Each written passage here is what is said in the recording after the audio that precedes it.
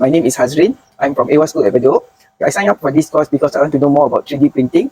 I find this course very interesting because it helps me to know how to create 3D products specialized for my students. I will recommend this course to my friends.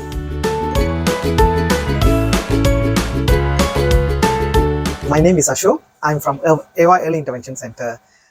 We do a lot of adaptive devices for our children, and using the 3D printer to modify according to their needs is very, very important. That's why I joined this course. Definitely I will recommend this course because it is actually very hands-on. We learn a lot, and it could recommend for all the others as well.